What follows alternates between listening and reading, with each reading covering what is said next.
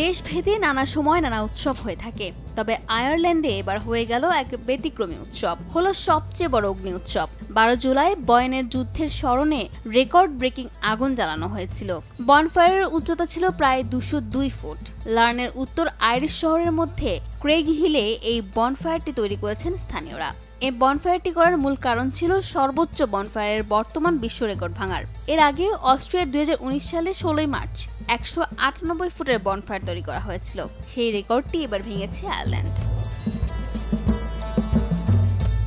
ভূমি জরিপ কোম্পানির থেকে বনফায়ারটি পরিমাপ করা হয়। আয়ারল্যান্ডের বনফায়ার আগেরটিকে 4 ফুটে পরাজিত করেছে। এটি তৈরি করতে 2 মাস সময় লেগেছিল বলে জানা গেছে, কিন্তু আগুন লাগানোর 30 মিনিটের মধ্যেই পুরো বনফায়ার পুড়ে শেষ। স্থানীয় এলাকার হাজার হাজার গ্রাম্যবাসীরা প্রায় 2 দিন ধরে এই অগ্নি উৎসব উদযাপন করছেন।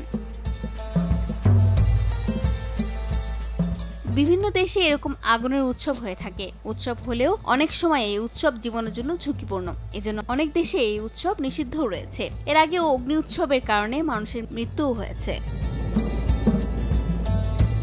ফাতেমা আইনি, সময় সংবাদ, ঢাকা।